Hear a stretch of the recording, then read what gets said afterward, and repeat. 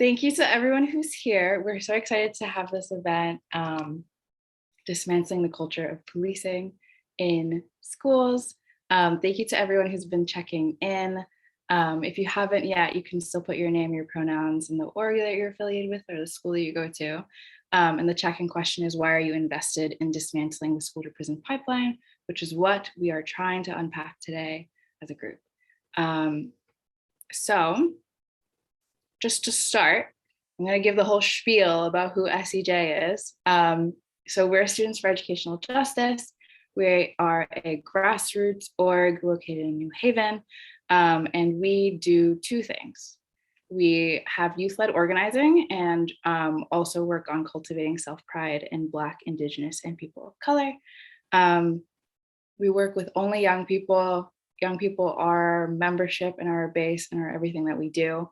And we are working on racial and educational justice in so much of fixing schools to be what the students actually want them to look like. We have a fancy new website now, so everyone should go look at it. It's really pretty. We're also working on a campaign that we recently launched. It's called Students Over SROs, SOS for short. And we're demanding that the New Haven Board of Education divest and end their contract with the New Haven Police Department and reinvest that money into mental health support. And we are currently working on a survey that's out right now, asking New Haven students their opinions on police presence in their schools, and if they had the chance to change it in any way they could, how would they want to change their schools in terms of mental health support. So we're going to get into it. We're going to talk about the school to prison pipeline for like 10 minutes because we didn't want to assume that anyone knows what it means. And we're all about not gatekeeping. And so I just want to start though by acknowledging that this stuff is really hard to talk about. It was really hard to put these slides together. And it's hard for the speakers to talk about what they're going to talk about today. And so if you ever need to just kind of take a step back and can't listen for a moment or two, please take what you need and do what you need to do to take care of your wellness, especially for people of color. Okay, so what is the school to prison pipeline? It's a term that we hear all the time, but like, what does it actually mean?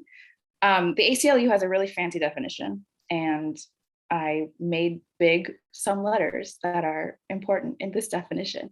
But basically, it's the trend in which we are taking students who are in public schools and sending them into the juvenile justice system and the criminal justice system. And it has to do with racism and poverty and class and all of these things that are really difficult and long in our history of America. And it's the idea that we should not be, although we are, basing education on a system of punishment rather than restorative justice or anything else. And so I am going to launch a poll really quick for everybody here that's asking how, if, oh, is it gonna work? I don't know if it's gonna work. Wait. Okay, here we go. Okay, there's a poll. Which of the following do you have in your school? And you can choose any of the options available. We just want to kind of gauge like who's had experience with the school to prison pipeline, because these are all facets of the school to prison pipeline that we don't really talk about. We always talk about police. And of course, there is police are part of the pipeline, but there are so many other parts that students in New Haven are actively experiencing every day.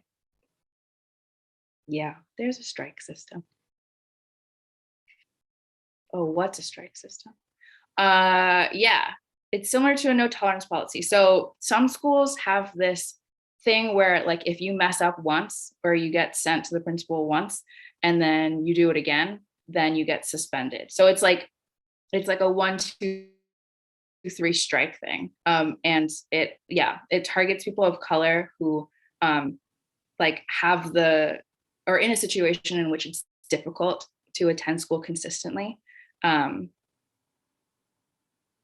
Ooh, spicy poll answers.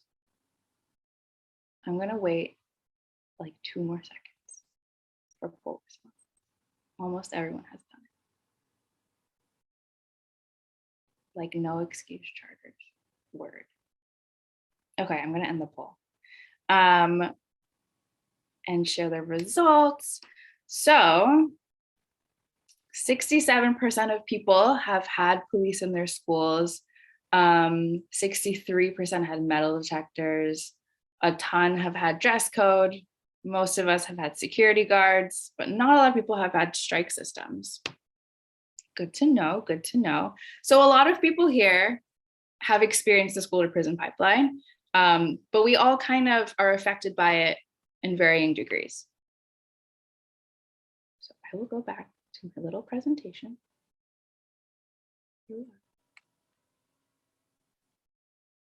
And it starts with this idea of safety. And we hear this a lot when we talk about the school to prison pipeline, when we talk about police presence in schools, when we talk about shootings in schools. We're always like, how can we make school safe? Because school is supposed to be a safe place. And I think safety means a lot of different things to different people, depending on your race and your class and your gender.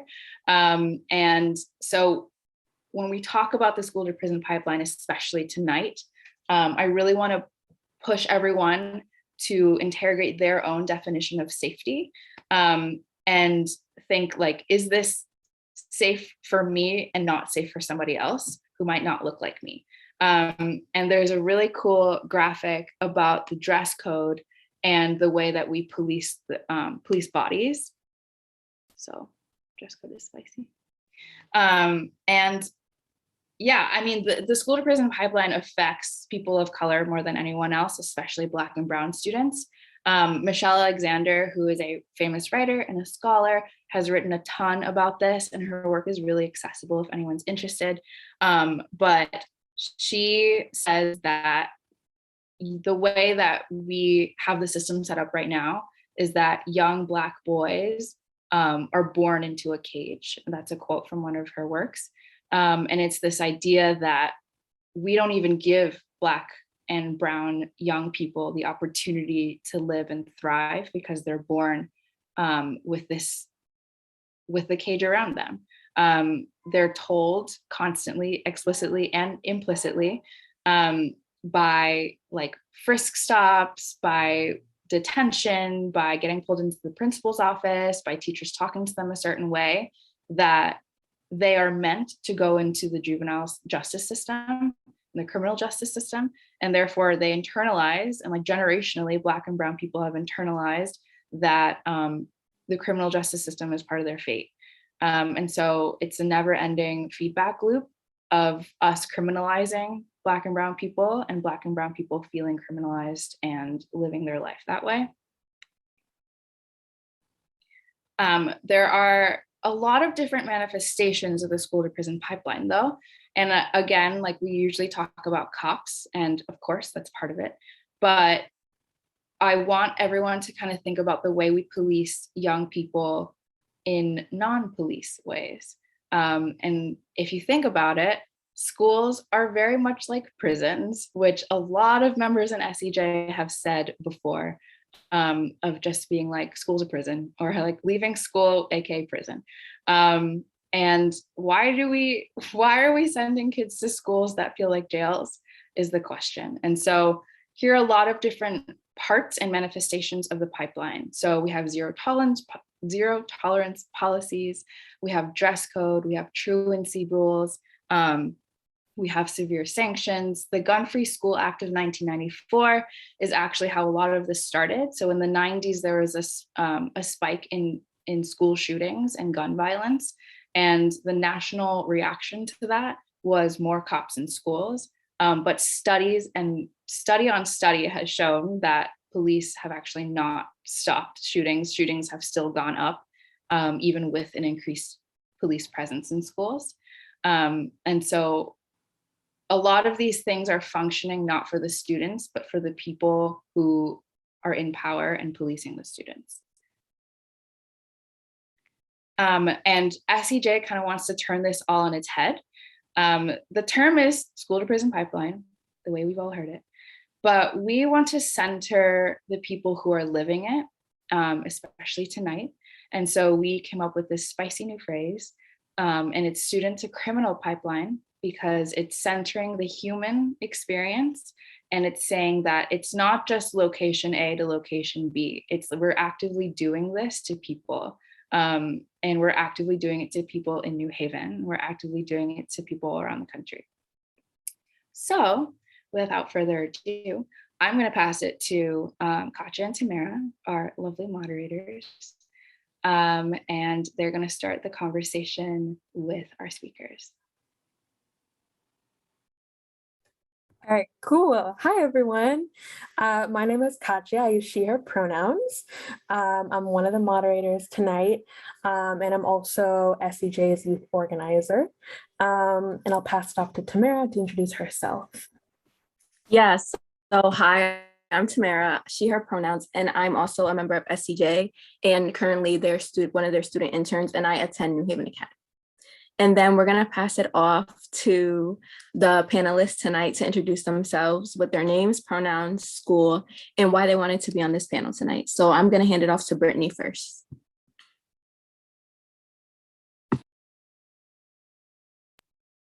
Hi, my name is Brittany Gomez. I am a singer, dancer, and actress. I'm also a freshman at the University of Connecticut. I am a graduate from Achievement First Amistad High School. I want to be in this panel because I want to improve our future generations' school's life by not going through the trauma that my generation has gone through with school policing.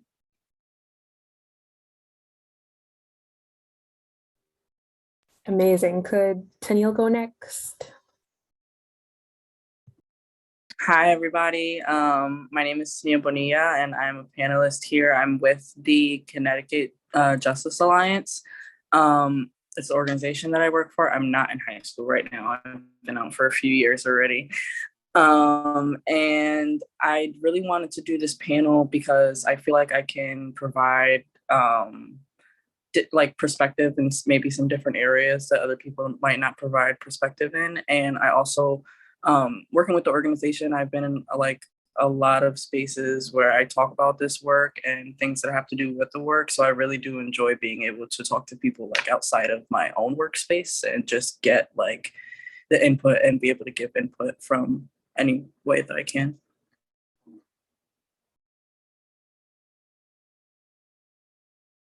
Okay, cool. And then can Tony go next? Hi, my name is Tony. I use she, they pronouns. I wanted to do this because, I wanted to do this because I'm very passionate about, I'm sorry, when I'm nervous, I can't think. I'm very passionate about things like this. Thank you. And I've experienced firsthand what it feels like to have like policing in schools, kind of. And I also have seen what has happened to other people when they've experienced it. So I kind of wanted to share that experience because some people might hear it and be like, I'm against this, but they don't really see why they should be. So that's why I'm here. Sorry. Amazing. Thank you. Maxwell, do you want to finish this out? Yes. Hello, everyone. My name is Maxwell.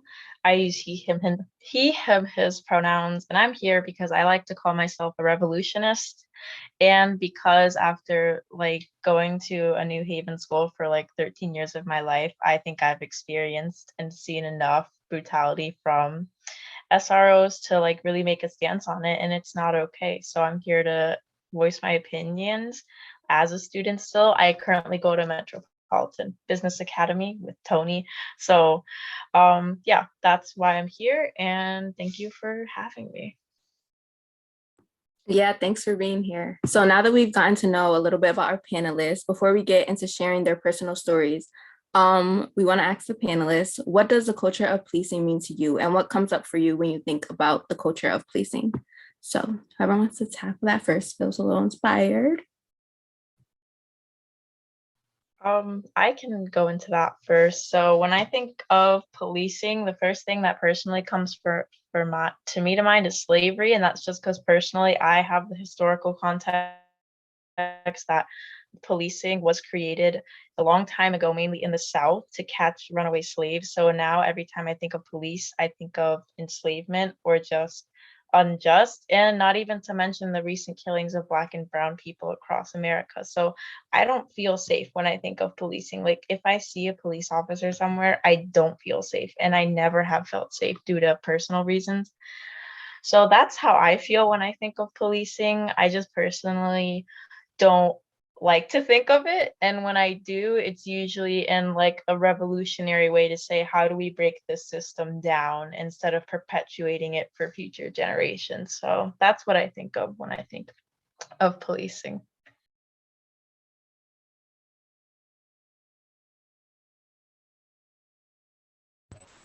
Okay, I'll go. Oh,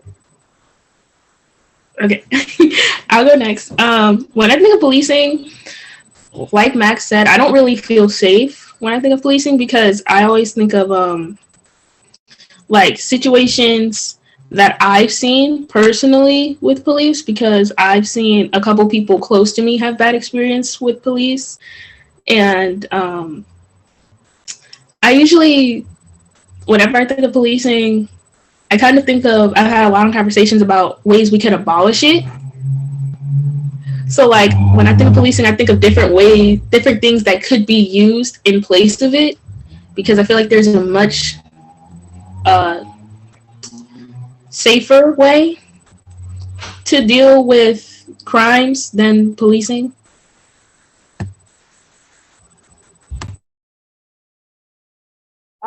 What I believe that like policing is would have to be as well with like in school, like really strict rules that like forces us to kind of change who we are, and even like kind of make the smaller things that do not necessarily need to be, very outspoken. Like it's something that can be solved pretty lightly.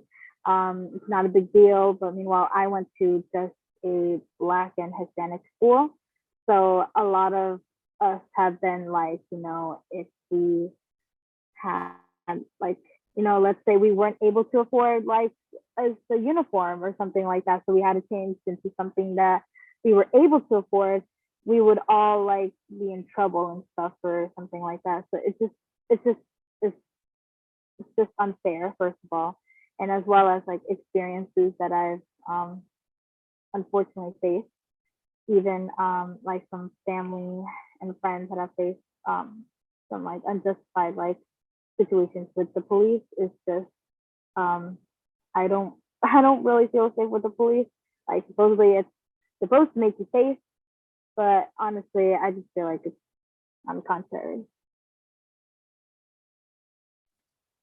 Yeah, so I think that I pretty much agree with a little bit of everything that everybody said, but I also think like in sort of simplicity for me, I really just think of inequality when I think of policing, because I really feel like even in situations where I didn't feel necessarily intimidated or things like that, all I did was constantly notice how maybe myself or someone else was treated differently than the person that was next to them. So it's really been like um, sort of a highlight for me. And one of the like main things that I noticed like being in school with SROs also was like just mainly inequality. So I think that's something like that comes up for me, like no matter in what way I think about policing.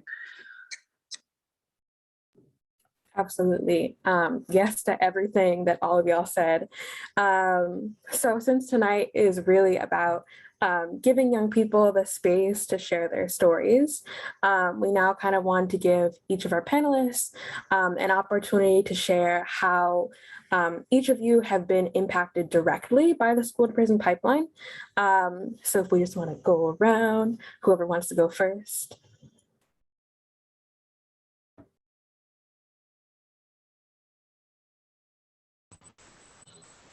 Okay, I'll go first. So when I was in middle school, the middle school I went to was like predominantly white. Like they would like to say that they were very diverse, but it was a predominantly white middle school. And we had SROs, we had a dress code. We didn't have metal detectors, but we did have a security guard who would like stand at the door every day, kind of watching everyone. And our dress code that we had not only was mostly targeted at females, but was only really enforced with the brown students, which is weird because there wasn't very many of us. Like every student at my school who looked like me, I could name them. So, but we were the ones who were always dress coded, even though, like, I hate to say it like this, but even though there was a whole bunch of skinny white girls who wore leggings and crop tops every day and no one said anything to them. And I got in trouble one time for wearing a crop top, and the thing was my shirt wasn't cropped. I had came from gym, and when I put on my shirt, it didn't go down fully. So it was like kind of stuck. And I just left it like that because gym was over, I was tired, and I was about to go get lunch. And a teacher stopped me in the hallway and took me to the office. And I showed her, I was like, I'm sorry, my shirt was just stuck. I didn't fix it. But like she refused to listen to me. She was like, well, you were trying to tuck it in. You were trying to look this way. And I was like, I really wasn't though. I just came from gym. I was just putting my clothes back on. It just happened. And I got in trouble for that. And I'm personally a person who does not like to get in trouble, especially in middle school, because I hate breaking rules, because I hate anyone thinking that like I'm a delinquent, because things like that happened at my middle school where like even I was scared to speak up for myself sometimes because I didn't want to be the angry black girl. Like, yeah. And there was also times where security guards also targeted like the black and brown students. So there was this fight I saw where when they were breaking it up, it was between a black kid and a white kid. The white kid kind of got pulled off, but the black kid, he got slammed into a locker. Like they slammed him into a locker for nothing because he was actually the one who was like getting beat up. So like just things like that are ways that personally I've seen the school to prison pipeline. Yeah. Yeah, thank you for sharing. That was a lot of heavy stuff that you just let us all in on from your experience. So I don't know who else wants to go next with sharing how the school to prison pipeline has impacted them. I can go next. So I do want to say that my impact, I feel like, really just touches back on the like inequality that I mentioned earlier. I, as an individual, didn't have much like personal negative experience with SROs like one-on-one. I didn't really get into a lot of trouble and stuff like that. But my it's like personal experience with cops and stuff was more so outside of the school. But I think one thing that I struggled with being in school, and something that I'm sort of like re-struggling with now that I'm doing the work and really seeing like what happens and hearing from a lot of the kids and stuff like that, is the inequality. Because I think that it was sort of like one of the first things that I think I noticed even being really, really young. One thing that I will say is that I've been out of high school for about 6 years now. And I remember SROs being in my school since I was like 8 or 9 years old, which at the time I didn't fully understand, but already like thought that it was like the most absurd thing. Because I remember the switch sort of, it was like, I was in like kindergarten and first and second grade, and we had what I feel like SRO should be, which is, the people in the school who didn't have uniforms on, who were just really there to like make sure the kids were good and stuff like that. And then I remember literally from like one year to the next, it was like regular people to uniform people. And it really is like this traumatizing thing, like, on site. And I think one of the things that I think about a lot, especially as me being in high school and the way that like girls sort of get handled, I feel like I had like a friend, I'm just going to use like a specific example. I actually had a friend in school. Like I said, I didn't get into much trouble, but I did really well in school, like as far as my grades went. And my friend also did. We were both Hispanic females. But because she had more attitude than me, or more stance, or however anybody wanted to explain it, they give her a really, really hard time about a lot of things. And she also didn't have like a lot of connections within the school. And I feel like one thing that I was fortunate enough to have was those sort of connections. And I feel like when you don't have a connection, it's automatic like low ball for all the opportunities that like you're gonna have. Because even in situations where I possibly could have gotten in trouble, I was able to be helped because of my personal connection, but then always had to feel bad for the friend that couldn't get help because they had that same connection. And I feel like that's really a problem.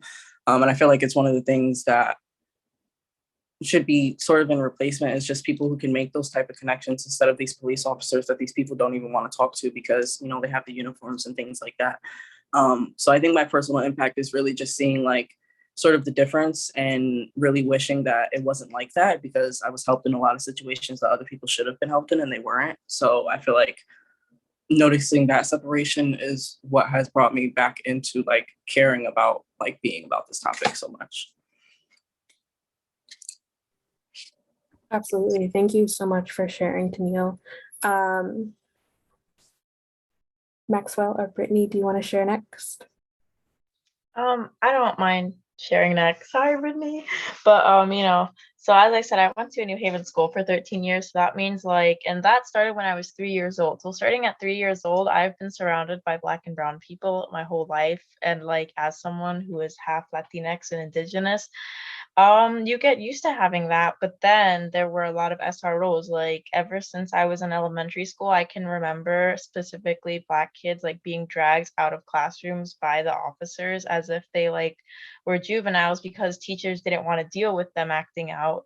And this mainly just happened towards the Black and brown kids. Like I will be honest, there wasn't a lot of white kids, but the white kids at our school got away with a lot of stuff. Like teachers would be more relaxed with them and were willing to listen. But when it came to the Black and brown kids, it was like immediately calling an SRO to pull them out of school. And like we didn't have, I can't remember because this was like a elementary school integrated into a middle school. So we didn't have security, like, you know, going bag checks or anything, but we still had like security guards there every day and always watching around and they just had no tolerance for us. Like we could just be walking down the hallway and they would just yell at us for no reason. And just like it's just such aggression that should not belong into a school building, especially for developing minds. Like what kind of message are you sending if you're being so authoritative to students? Like I will admit, due to my skin color, even if like I'm Latinx and stuff, I probably was treated better than a lot of my friends who were harassed by staff and SROs because of their skin color. And that was really frustrating because I was like, that's not right and shouldn't have happened. Like, I should have faced the same repercussions, you know, but at the same time, we're kids. Why are we thinking that? Like, why do we have to think about that? Like, why aren't the adults thinking about that? You know, like there is colorism definitely in our community, specifically in school communities. Like again, I will admit that I am white passing, so I never really experienced a lot, but I have friends who are much darker than me and it hurts. But I can't imagine what it's like for them if it hurts me. Like, you know, it probably like every day going to school and thinking, am I going to be targeted? And now I haven't had this too much, but this is completely different than race, but as a transgender male, now I also have to think about that too, because I haven't been targeted by SROs at my school. Like the SRO, we kind of joke that he's a mascot because like he doesn't really do much. Like they don't, but he's nice, but it's kind of like, why are you here? You know, like like it's like, you know, it's like people like, and it creates such bad because if you're constantly, like for example, in my middle school, if you're constantly called a delinquent and dragged out of class, like the back of like they would take the students by this and drag them out of class, like then why would you want to learn? Why would you want to push yourself to be an amazing individual that all of those students were? Like I'm personally going to college, but I know a lot of people who aren't because they fell into that pipeline. And that's awful because I remember when we were all little kids, We were all amazing and we had amazing potentials, but unfortunately, due to this pipeline, they'll never see that. And it hurts me. It hurts me a lot, but I'm pretty sure it hurts them too. So, like, I don't want to just talk about all of my pain because, but that's why I'm here, because I feel like we can't keep this happening. It's not fair. Like, I shouldn't be one of the few success stories from my graduating middle school class. All of us should be, So that's my personal experience.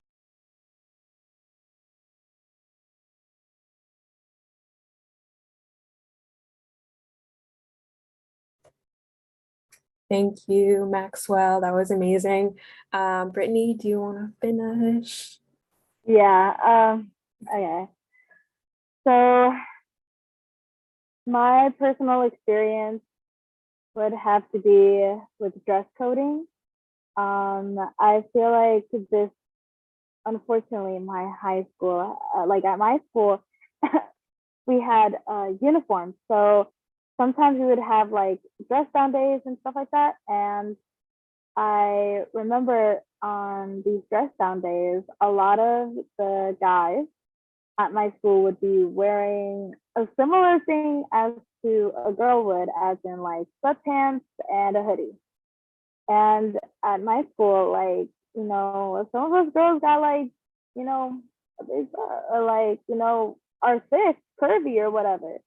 And sometimes like our teachers would over sexualize us in a way.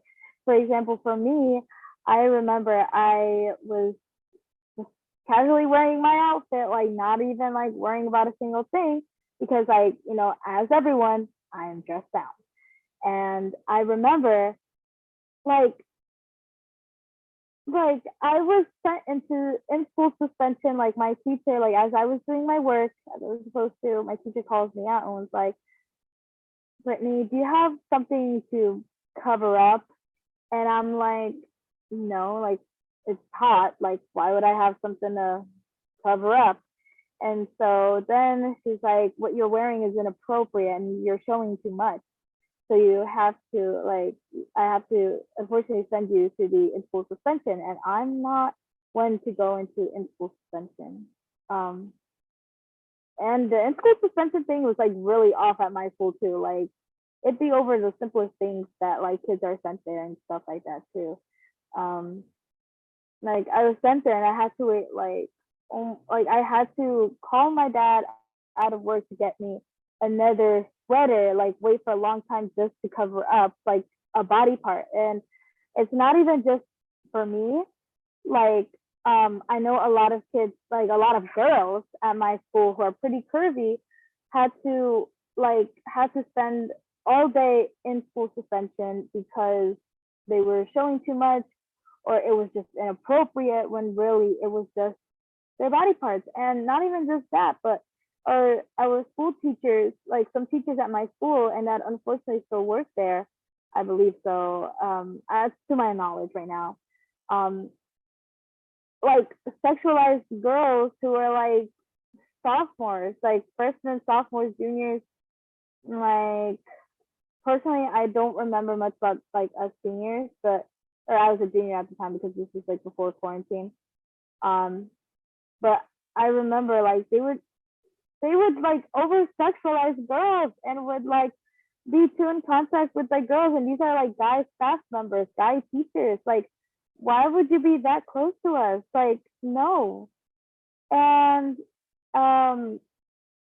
like it's just unfair for us girls like to be dress coded all the time, because like we're just following the guidelines of what we were supposed to do that day, which is just a simple dress down. Like we're not even wearing anything like, like flashy or whatever. We're literally just wearing like a hoodie and like a sweatshirt. As well, like I know that a lot of kids like at my school, not only do we have issues with dress coding, but our school, we were always taught that like we can't do anything. Like we have to, like they have like zero tolerance for us. So we have to do everything like perfectly, no mistakes, no nothing. And I remember that, like, for example, I have a disability, so I would have to all the time, when I was getting sick along the way in my life, I was missing out on school. And I remember that our teachers, like my teachers, would not be so understanding of me and would always call me out as to like, oh, she's missing classes. Like, no, like that is inexcusable. And she is not like, if she's not attending classes, that she cannot come at all. Like, what? Like, literally, I'm just sick. Like, you can't like give me detention because I missed classes over me being sick. Like, there's this very strict discipline, like kind of mechanism, like engraved like in our school to like be perfect. Like, we are not perfect. Sometimes we can't afford certain things. We can't afford certain uniforms, or we can't do much because majority of us are pretty like on the middle to low class. So I don't get why a lot of like situations at my school like involves us like getting in trouble over like a uniform not having the same exact like buttons on them, or like if that pants had buttons on them, like that's not allowed. You're supposed to be, you have to go home because you have to go change into like different pants. Like, sorry, I couldn't afford other pants, or I couldn't get the shirt, but I got it from Walmart. Still, it doesn't have the logo. You cannot come here. Like, girl, what? Like, I'm sorry, but just my school is so strict and has such stupid like disciplinary mindsets. Like, those are not disciplinary. Those are engraved for us to be scared to express ourselves or to face real world problems and try to solve them in a well like respected, mature manner. Meanwhile, they're like making a whole fuss about you're not doing this, this, and that, or you're behaving this way. Like, because you're behaving this way, we have to send you home. You have to go in school suspension. You'll get detention. You'll get a bad grade. Sometimes some teachers will be a little biased. And so it's just like, what? But yeah, that's my experience and some of my classmates' experience alongside with me. So yeah. No, yeah, thank you. We can hear like all the emotion in you guys. And like, I just want to thank you guys again for like tapping back into that and being able to relive those experiences just to share with us so we can learn. Next, we're going to head into a moderated conversation with the panelists, asking them specified questions to get more out of their experience to share with us about the school to prison pipeline and how it's impacted them. So I'm going to pass off to Katya to start us off. Yeah. And as we're asking these questions, start formulating your own, because we're going to have an opportunity for you all to ask questions to our panelists. So we're going to start off with our first one. So to all the panelists, how do you think your race, gender, or sexuality played a part in the way you were treated in school? I know that all of you kind of touched on this a little bit, but if you could like go a little deeper into that, that would be amazing.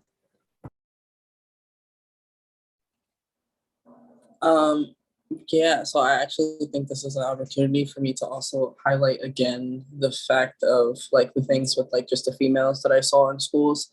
Like I mentioned earlier, that friend of mine that really, when it came down to schoolwork and stuff, worked just as hard as me and stuff like that, just struggled in other areas. Like, if you want, I want to use a different word than attitude, because I feel like that shows such a negative, like has like such a negative connotation. And a lot of the times these attitudes and things like that teachers feel like are coming from females shouldn't be negatively connotated. It's really just, a lot of times females are constantly put in a position so we are naturally stronger in the way that we speak or try to defend ourselves. And I feel like it's important to recognize.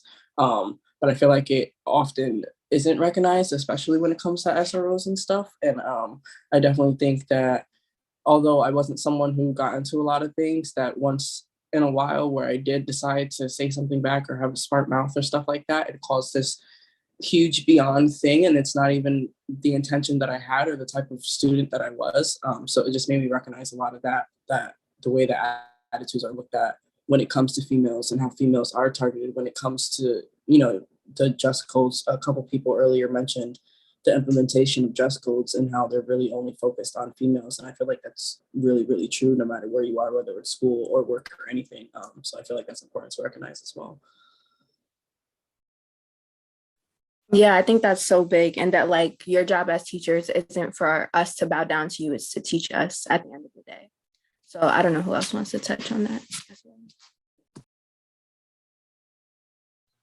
I can talk about that because that thing that you just said right there is exactly my mindset when it comes to teaching. Like, just because you have the role of being staff does not mean that students immediately have to respect you or like, you know, or like just have this status over you. Like, it's not fair. So for me personally, like it's been hard as a trans person in school, just because like just in general, like not even talking about SROs, it's really hard because you have staff disrespecting you sometimes, even like misgendering, you know, and like bathrooms and stuff. It's a lot and it's very exhausting. And I feel like especially just for people of color in our school, because we're the majority, so then like they get targeted and it's very annoying. And I really loved the point about attitude. I feel like ever since I was little, I've always heard about the phrase attitude being used to describe the Black and brown kids at my school. Like, oh, that kid just has an attitude. It's like, what do you mean by attitude? Like, if we unpack that word, what do you mean? You know, like what are you trying to say without blatantly exposing your racism, you know? And I feel like that's always a thing because, again, I grew up in a school that was in a majority BIPOC neighborhood, and I went to a majority BIPOC school. So I also have picked up on some stuff, like just I don't like to call it slang, but you know, just stuff you say. And then I like people are fine with me saying it, but then if my friends say it, it's like they get called ghetto and I'm like, no, no, no, no, no, no. Like, no, that's not how that works. And like, exactly. And I just feel like like staff needs to stop labeling the Black and brown kids, specifically Black kids, as attitude or like, you know, thugs. And like, it's like, why are we doing that? Like, you know that New Haven is one of the most diverse student bodies in Connecticut. So why are like, you know, it's like the students know this. It's just like the staff. I feel like they don't do enough. So those are like some of my experiences. Again, as a white passing Latinx, I feel like I haven't had personal experiences, but I've definitely had like friends who don't feel safe. And like, again, I don't really feel safe around police. Like, you know, I never have and I never will. That's just a personal thing. So I feel like having one in school, what message is that trying to instill in a person? Like, oh, here's one of your fears in a school that you have to see every day and you can't do anything about it because you don't have an authority status. So I feel like changing it and really listening to students will help. But also when it comes to racism, it's like students shouldn't have to share their pain for this to be seen as a problem. Like it should have always been seen as a problem. So those are some of my things about it. But again, I'm gonna be honest, I'm a little tired today, so I might like ramble or misspoke, but I just want my voice to be heard, you know. So thank you.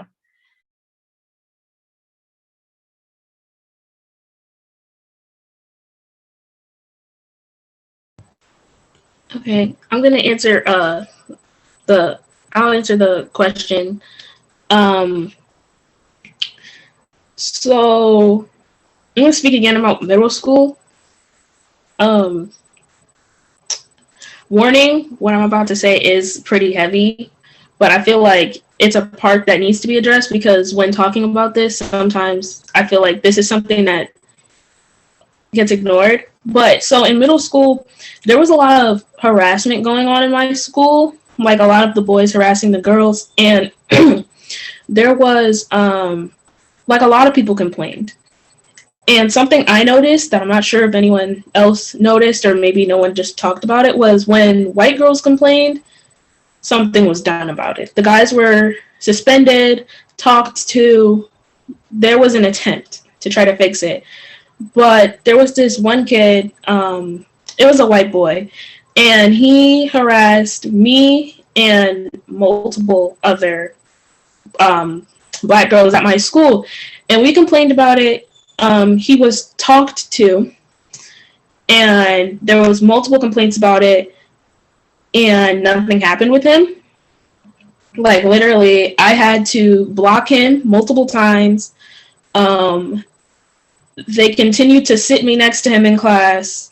He was at my table to the point where I kind of just had to accept it. Like, I kind of had to adapt so that I didn't feel like any more endangered than I already did, because he cornered me in hallways. He would constantly have his hands all over me. It became an actual issue to the point where I told teachers, they didn't do anything, and I didn't even tell my mom about it until like the end of the year. And when I did tell her, I didn't even tell her everything that happened, because I felt like there was no use, because I already tried and nothing happened. And I feel like things like that happen in schools, and SROs or whoever in school, like, because we're darker or whatever, pay less attention to us. Like, even with things besides harassment, like mental health. I'm huge on mental health for Black and brown kids, because it's so stigmatized in our community. So, like, even things like mental health were pushed aside more. Like, sometimes I personally take breaks from class. Sometimes I let my teachers know, I'm like, I can't be in class right now, I need a break. And most teachers, pretty understanding.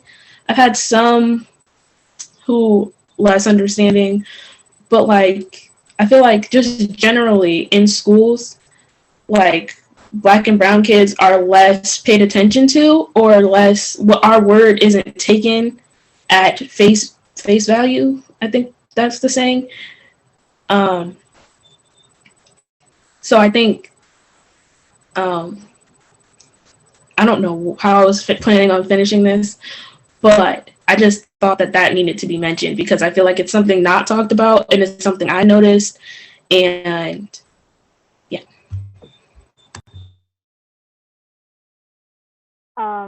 Well, first of all, no, sorry. I want to say I'm so sorry that you had to go through that. Like, oh, I just hate that. I hate, absolutely. Like, I've seen the same thing happen at my school, both in middle and high school, and nothing was done. Like, at all, whether it was with staff members doing it, or whether it was um like students, like, they'd either get talked to, but they would never get suspended, or they would never get like actual, like, oh, I just hate that. And I'm so sorry you had to go through that, because it's just, oh no, you did not deserve any of that at all. um I guess, um going along with some, I guess, of my experience, like, as for women, I've experienced like a teacher, like, kind of getting near me, close to me, kind of like trying to get close to me like that. And I'm like, hold on, sir, get away from me. Like, I am a minor. You are a teacher. Like, you cannot be doing this to me. And I never said a word. And I just realized now I'm saying something, because I was so scared to say something, because whenever something like that was mentioned at my school, like, for example, we had teachers at my school that were like really nice, and they cared about like the students, and were there for us to just like to express our thoughts, to express our feelings, and talk it out, and actually create a solution to it. But then, like, it's just, oh my gosh, I'm sorry, I lost my train of thought. They just, they never did anything like at my school, and I don't get why they do that. I wish that there'll be that there should be a change, and immediately, because if this has happened to us in the past, and this has happened in like 2020, so like last year at my school. And I remember that teacher, like, there were teachers at our school that like being nice about us to us, and they were the ones fired from our school. Then the teachers that were so like, why weren't ones that were sexually harassing the girls fired, and the teachers that actually cared and spoke up about it to the principal did nothing? Like, hold on, that just doesn't make sense. But I hate this, and I don't know what to say about it, because it's just like I want that to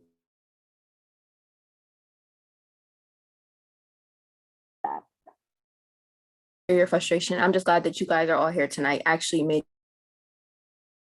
a change by speaking out about all the problems and stuff that you guys experience with the school to prison pipeline. It's about how you guys have been harmed while in school with the presence of SR. Still obviously all being affected and harmed. So the next question for any of you guys wanting to answer is, how have these experiences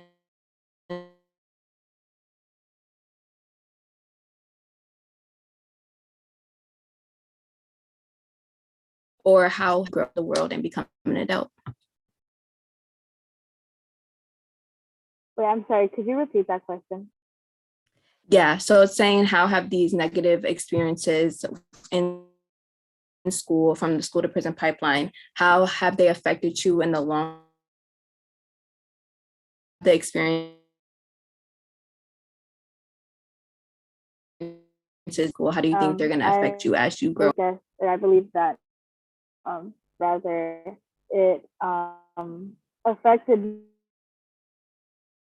me like along the way, as patients I've also faced in middle school, to being quiet and not saying anything about it, to as I've changed to now like speaking up about it and asking for help and demanding change, like demanding justice. Because as of in the past, like since there was no justice faced, like now, like if I ever face anything, I want to speak up about it and of the word, but more of like get what they deserve for doing what's unjustified. And yeah, like just really speaking up about it and demanding actual change. Yeah, that's from my experience from back then to now. So when I was in school, I didn't really know a lot about like the system and in what ways I could help, and you know, just different things that I could really do. I am 24 now, and I just started doing this work 2 years ago. So being already sort of in my adult life, I guess what I can say is that a lot of things creep up back on you when you get older. Things come back up, things sort of like, sometimes you don't realize things until later. You know, I didn't sort of realize a lot of the mistreatment and stuff like that. Some of it I did, some of it I thought was absurd, but a lot of it I didn't really fully understand. I started doing this work. And here, as far as the panelists go, is that what you guys are doing now, like continue to do that, sort of help the effect as you guys grow. Like dealing with later effect now that I'm like things like that. So I think it's really important to like know that in doing this work, and especially in being students right now, I feel like it really is like a lot of help to y'all. One of the biggest effects that I have right now, part of that changing the things that happen and not wanting that to happen to, you know, my younger cousins or my younger siblings, things like that.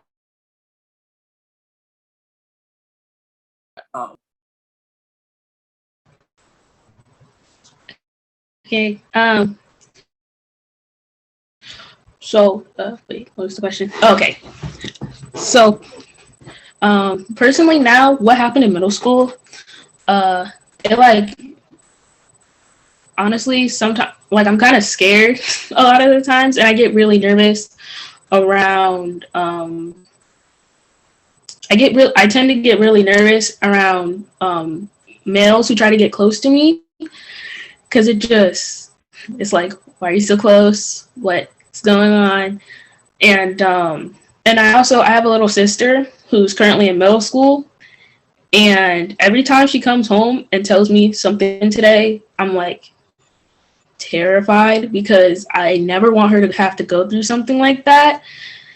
And I'm like super overprotective of her. And personally, I don't want her to go through something like that, because one, she's my little sister and it feels awful. And two, I'm a very overprotective big sister. So, and then things that are happening now in high school affect me in the future. I feel like, well, I'm a very, I consider myself an activist. Like, everything that I ever see is wrong, I really try to help fix it and be a part of something bigger than myself. So I think experiences that I'm having now are gonna help me be able to do that in the future. Because, like, I personally want to be a part of reforming the criminal justice system. So I think things like this are gonna help me in the future when I want to change things. And I also think it'll just make me more mindful of surroundings, people around me, and what the police are actually here to do. Because everyone always says protect and serve, but who are they protecting and who are they actually serving?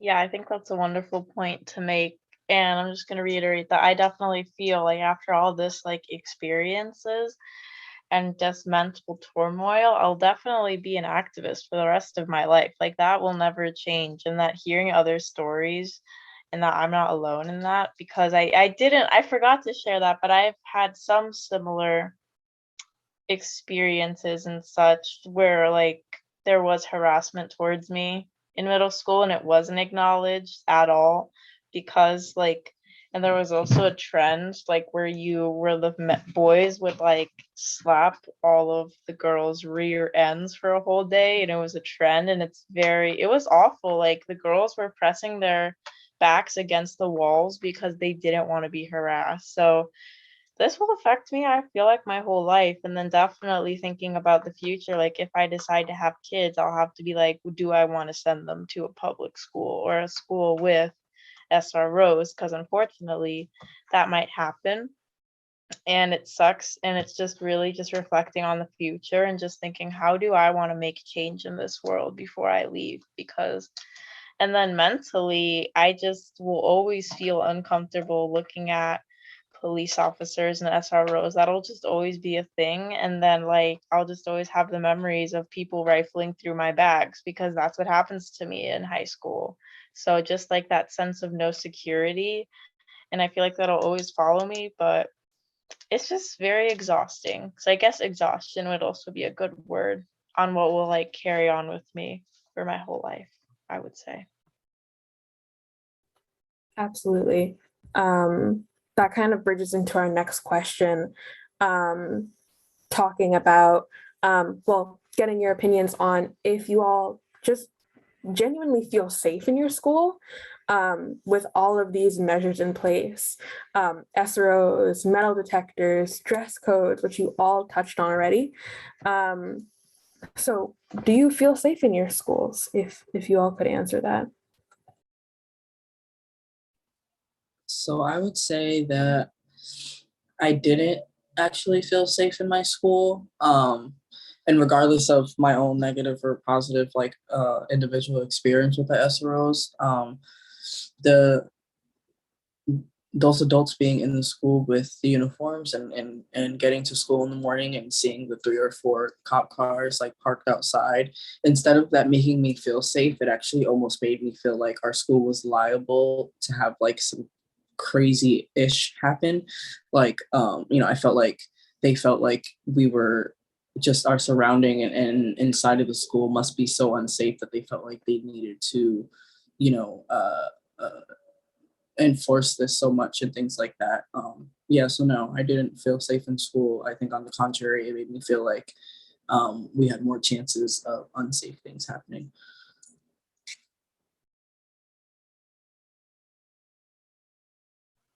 I definitely agree with that. Like, I never felt safe after I came out publicly as transgender in my school. That made me feel incredibly unsafe. Like, every single day, I will be on, like, every day was just a question of whether will I be targeted today? Should I walk in the hallway alone? Should I go to the bathroom alone? Like, what will happen to me today?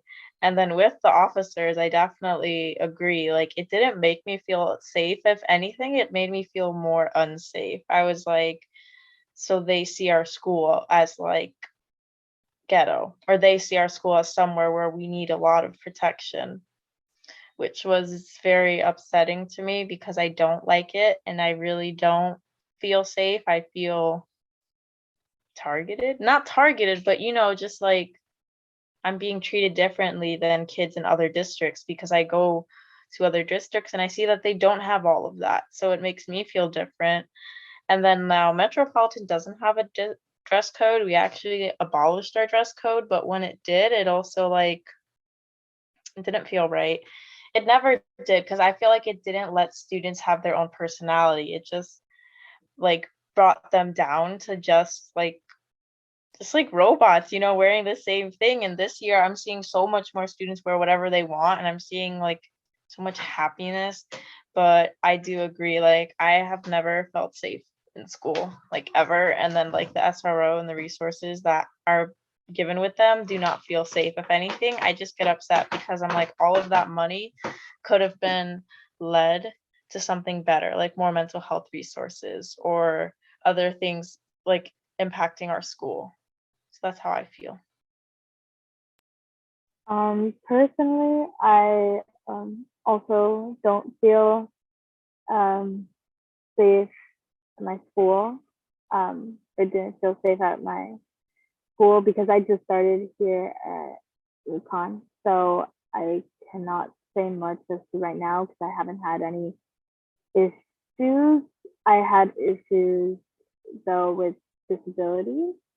They want like proof that I have what I have, and it confuses me. It like kind of like in a way, like you know, for stuff that I need, like am I being dramatic or am I asking too much? Or like no, it's actually things that I really need as a student, as a person, and I don't know why they're making such a huge deal about that.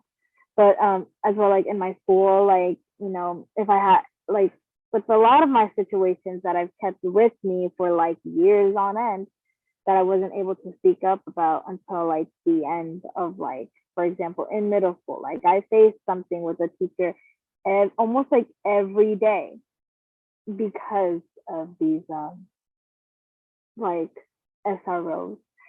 And I remember I was just so concerned as to like, should I speak up about this or am I being too dramatic? Like they made me question my own necessities of like, protection. Like, I shouldn't have to feel like unsure or like, feel too scared to speak up that a teacher is telling me that like I'm dumb, I'm stupid, or like I'm not going to make it out of middle school. I'm not going to make it to college. Like so many things, and it just hurts. But I'd wish that um there'd be something fixed about this because definitely I just did not feel safe at all, like at my school. No matter if there was one, two teachers that were nice to me, I would not feel as a whole like safe because even those teachers are engraved of like, if I don't do this properly, then I'm going to be fired. And like, that's their job. And it's like, I get it, but at the same time, like, I wish that this did not happen. Like, that didn't exist. Yeah, thank you for sharing, Brittany, and for all of you for sharing. Before we get into our last question to the panelists, we wanted to give the attendees a chance to form any questions or comments to the panelists in the Q&A box. And I also wanted to acknowledge that, like, we believe that, or I believe, as a group that social and emotional support would have been like really beneficial for our panelists today that are speaking about all the trauma and problems that they have faced and been through.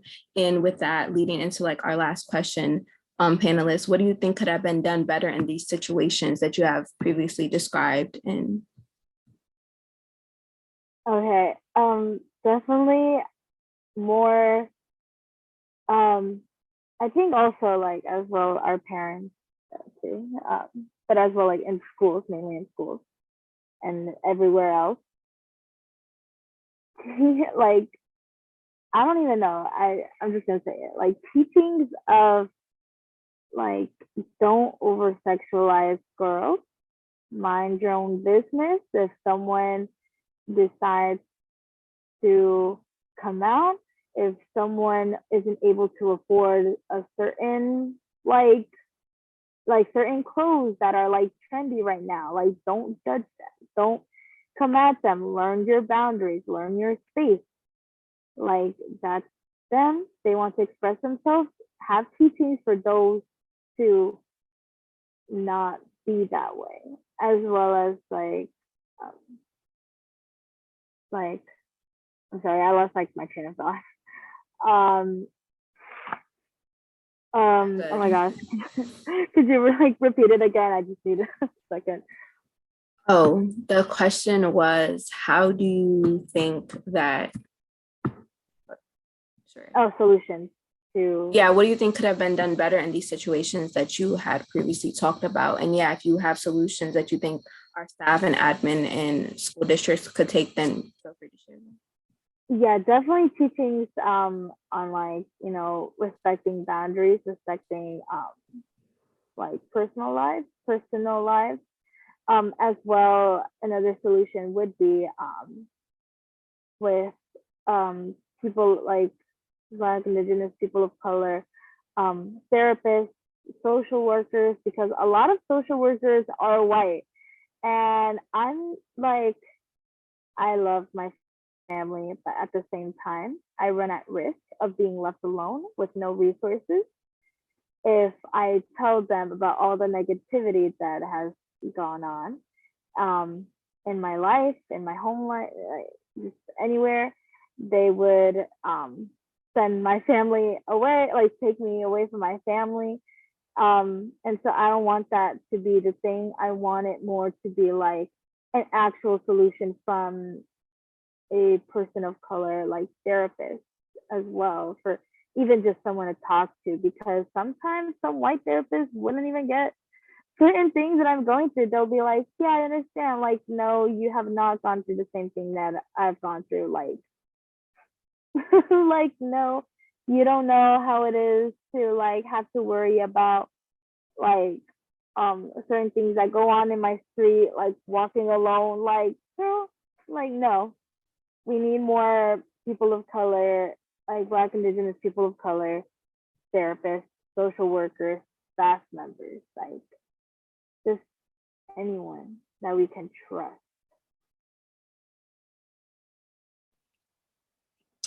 So I feel like in a lot of the situations that I think about, and I actually mention this a lot in the work that I do, I feel like one of the main things that could have been done like better in situations that I've spoken on and a lot of situations in general is really just paying attention to individuals as individuals. I feel like more often than not, when people try to find solutions for issues within a school system or within a community and things like that, they're not really focusing on the different things that can affect different people in different ways. And they're really just focusing on throwing this big thing out there that, you know, if it helps like a little bit, then it's going to help the whole thing. And it doesn't always do that. And I think there's a big example of that within the issue with the SROs, because, you know, SROs were introduced into school systems upon the heightening of like school shootings and stuff like that. And on the contrary, SROs haven't done anything to stop any school shootings and things like that. So they really needed to focus more on even like the individuality of you know, what's causing these, you know, shootings and things like that. Like they need to focus on like mental health and stuff like that, even outside of the schools, you know, with people that come in and do that, instead of feeling like the solution to the problem is throwing a cop in the school when the problem didn't come from the school. Like, that's what I think about when I think about the school shooting issues. And I really think that focusing on individual, like, mental health issues and individual, like, problems that people go through would be, like, really important in fixing a lot of situations, because these, within the kids not really being helped, it's because they're not really being focused on, and people aren't really interested in finding out what's going on with their, home life and, things like that. So they throw out all these general things to help, and it's not really helping because it's not individualized for that person. And I feel like that's really important.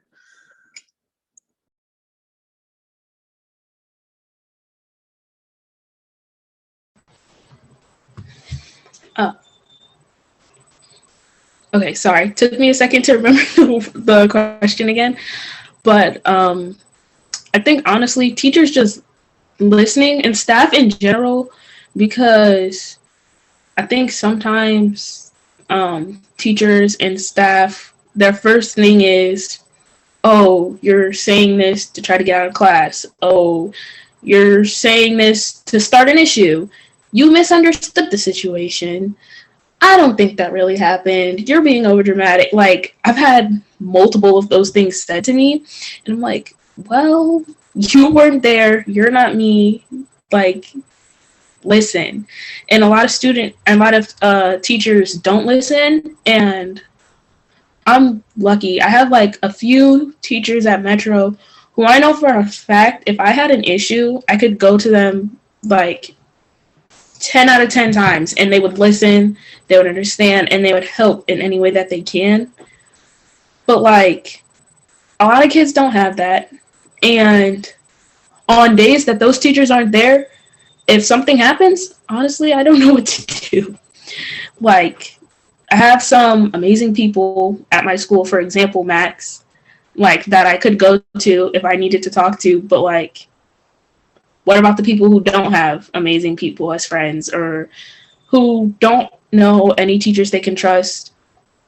Like, I think just providing more people to understand and to talk to, like, our school has a turnaround room with social work interns who are like, their job is to basically talk to kids and like try to help them with mental health.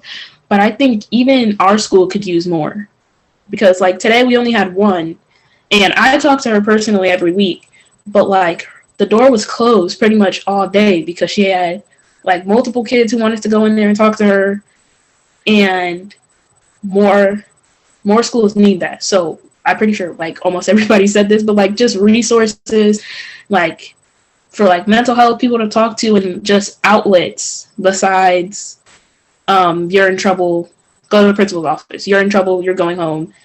Like, it could be, you're in trouble, how can we fix this so you don't do this again? Or, you're in trouble, is everything okay? Are you having a good day? Are you having a bad day? Are you stressed, overwhelmed? Because I feel like a lot of times when things happen, it's just people acting out because they don't have any other outlet to put their anger, frustration, or overwhelmedness or stress. Because if I didn't have such good people to talk to, that could possibly be me.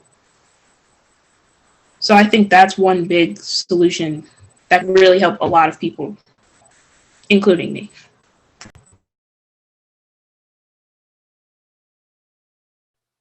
Thank you, Tony, for saying that. Because I definitely, in talking about Metropolitan, because I do agree that we have amazing staff, like, well, some of them, that I would definitely feel safe talking to and being like, hey, I just need some time to like de-stress. But then a lot of teachers, like when you explain to them why you're late or just there's a lot going on, I love Tony's point that they see it as an excuse to miss class. Like, why is that more important to them than their student missing class? Like, why?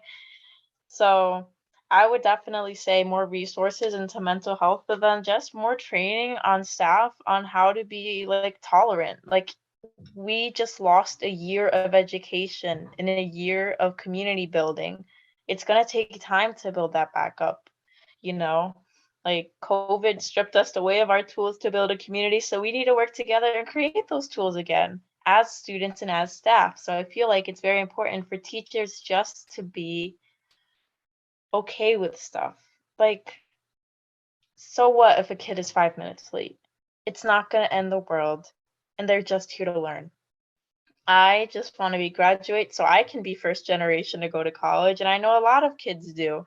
And some kids don't want to go to college. Some kids just want a degree, want to get out, but they shouldn't have to face so much trauma just to get a diploma and to have this for the rest of their life, because a diploma is paper. Grades are just the binary numbers in a system. But this trauma and this thing that has happened will stick with them for the rest of their lives. And while the experience I may have, I personally won't count as trauma, but it'll still stick for me for the rest of my life, the distrust of police. So I feel like definitely talking about that is important, and just putting into more mental health resources. Like as Tony said, like we have so many interns, but then there are some days that they're not here.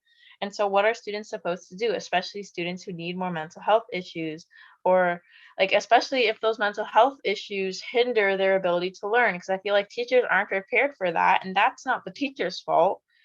It's like, again, teachers had to have a year online, and that must have been incredibly stressful, but it's also like, be patient with your students because we're going through a lot too, and we are human. Like, I just get rid of the authoritism in teaching. That's my biggest thing. I don't like authoritism, specifically with teachers. It should never exist. And I hate that some teachers, and I know hate's a strong word, but I'm using it because I believe it. I hate that teachers see that they have a teacher position and use that to discourage students and hinder their mental health, because that's not what teachers are supposed to do. So that's definitely what I'd like to see before I graduate. And I'll definitely put pressure on that. And I'll continue fighting for this no matter how old I am. Like if I need to walk in with a cane, I definitely will walk in with a cane, like I'll figure it out. But the fight isn't over. Like this panel is just the first step to actually creating change with SROs. And I'm glad to be a part of such amazing thinkers. Thank you. Absolutely. Oh my goodness, that was so well said. He said, I'm going to walk in with a cane. I love that. All right, so now for the last few minutes that we have together, we're going to ask the panelists some questions that you all had for them. So again, if you have any questions, put them in the Q&A section.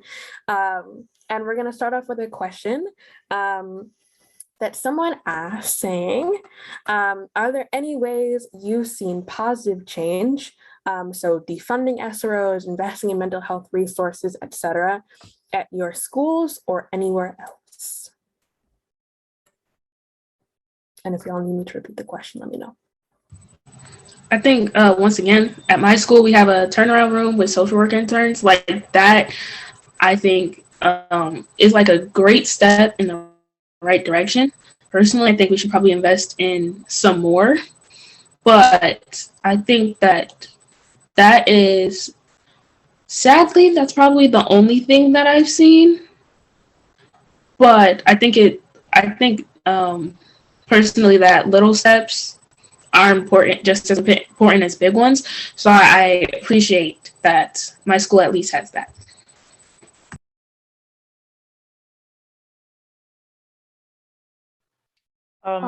Sorry. No, it's okay. You go. This is the question about positive change, correct? Just because space out. Okay, yeah. So again, like what Tony said, we've definitely seen some positive change with that. That's a huge change. And like the dress code elimination this year, I think is one of the best things Metro has done in my 4 years of being here. Like I have seen so much creativity and and it's a beautiful thing. So I feel like that's an amazing change, but I totally agree with Tony that that's just a little part of a big change that needs to happen to schools everywhere. Like Metro, I'm grateful for that, but why isn't that happening to other schools around us? So I definitely say that, and I'm just going to check the question out more. So, and I've definitely, out of school, I've definitely seen changes in defunding like police and like security systems. Like, And it's a beautiful change. Investing in the community is one of the most beautiful things that I have seen personally, because I've lived in New Haven for 17 years of my life, so I think I know the city well. So seeing that there's finally being acknowledging the disparities New Haven has and addressing them and giving back to the community, and it's just a beautiful thing to see, like, so I would definitely say that. Thank you. Okay, I've seen, so at my school, in middle school, we had a paycheck system, which was like if you had, so there's a thing called level 1, level 2, level 3, level 1, level 2. So if you had like 4 level 2s, you'd get detention, like all this stuff. There would be credits as well to like, get rewards and stuff like that. I'm not sure if they have canceled that, but in my high school, for more like maturity wise or whatever, they just called it a merit report system, which was like basically the same thing, like very disciplined and all that stuff. But luckily, they have gotten rid of that in my junior year, like right before like COVID hit and stuff. But they finally got rid of that, so I'm glad that we don't have to worry about being sent to detention because like I forgot my pencil. Like, come on now. Like, it was so stupid. Like my classmates and we've always fought for that, to like get rid of that for years on end. But luckily they got rid of that, so we don't have that anymore. And that was a positive change that I really liked. So I'm actually not in school right now, and I'm not so much aware of a lot of the things that are happening. I will say that while I was in Cross is the high school that I went to here in New Haven. While I was in school, I would say it's probably around the time that they weren't trying to take out any of the SROs or anything, but they definitely were at that time trying to implement more like social workers and things like that. I was going through some personal stuff as a senior, and I would say around that time, I did get, not as much as I would have liked to, but I did get some type of opportunity. But I think that was the biggest thing that I probably wanted to be implemented, was more help with like mental health and stuff. So I guess I don't know the full answer to the question, but I do want to say that I am happy to hear about some of the things that you guys just spoke about, especially with the dress code in Metro, because when I was in high school, that was a big thing for a lot of my friends, is like feeling like they were sort of like caged into this thing because of the fact that they had to wear a uniform and stuff. So I'm actually really happy to hear that. I just wanted to comment on that really quick. Amazing. All right, so we're about to hit 7:30. What happened? Oh, that was an accident. Meant to hit the video button. Ignore that. No worries. Thank you so much to all of our panelists. You all are amazing. Thank you, V, for your amazing presentation. It's been a fun night, y'all. I hope you all learned something. I hope you enjoyed. Tamara, if you want to. Yes. If you're a teacher or you work with young people, we have a survey that we mentioned before. Sorry, trying to get it to everyone in the chat. She already sent it. Okay, big for her. Have them take our survey and check out our website to join the campaign. Yeah, and last but not least, if you all have the means, please donate to help us continue our work. And I'm gonna put that link in the chat. Okay, V, any last words or is that it? I love you all dearly. Brittany, Katja, Maxwell, Tamara, Tony, Tanil. You guys are freaking amazing. I hope you guys saw like the love in the chat that you all got this entire hour and a half. You're all incredible. So thank you so much for existing and being here. That's it. Thank you all for coming. If you want to talk, you can text us. No? Okay, follow us on Instagram. Yeah. There we go. We did it. Natalia, we miss you. Yay. Goodbye. Thank you.